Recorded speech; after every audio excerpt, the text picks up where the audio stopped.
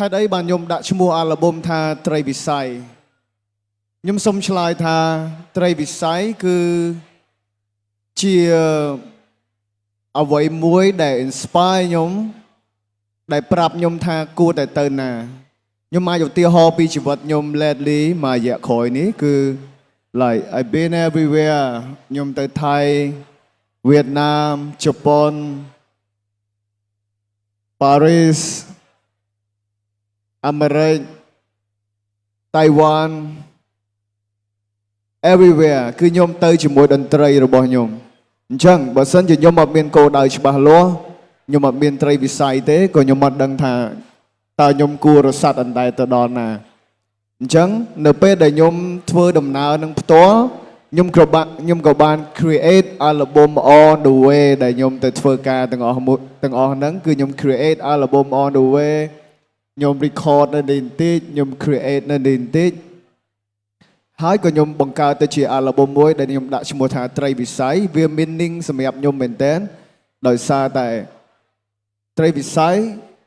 គឺយើងអាចរកខ្លួនឯងបានគឺយើងអាចបាត់បង់ខ្លួនឯងបានគឺយើងអាច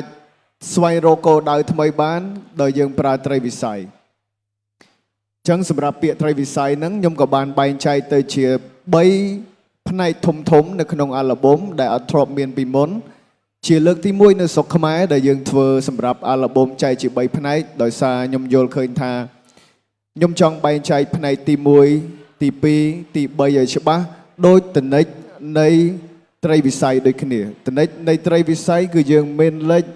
កើតជើងត្បូងហើយវាមានអត្ថន័យផ្សេងគ្នាទាំងអស់អញ្ចឹងរបៀបដែលខ្ញុំរៀបរាប់អារម្មណ៍ដូចជាទៅ South ប្រភេទ South Music គឺយើងប្រភេទរបៀបយើង set ប៉ុន្តែ at least យើងត្រូវទៅមុខទៀតឲ្យបានយើងកុំ give up ទៅ West គឺយើងខ្វល់តែពីរឿងសុបាយ party ជុំគ្នានៅពេលដែលយើងទៅ North យើងទៅទិសខាងជើងគឺយើងនឹងមានអារម្មណ៍មួយផ្សេងទៀតដែលយើងត្រូវការ inspiration យើងត្រូវការ motivation នៅពេលដែលយើងទៅ East គឺមាន color ផ្សេងទៀតដែលខ្ញុំចង់ឲ្យទាំងអស់គ្នាស្ដាប់ album ហ្នឹងហើយទាំងអស់គ្នានឹងយល់បន្ថែមថា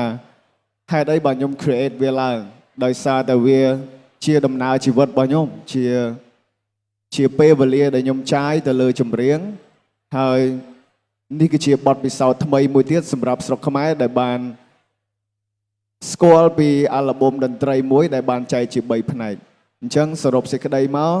ត្រីវិស័យគឺមានសារៈសំខាន់សម្រាប់យើងទាំងអស់គ្នាក៏ដូចជាខ្ញុំផងដែរហើយខ្ញុំចង់ចែកបទពិសោធន៍ហ្នឹង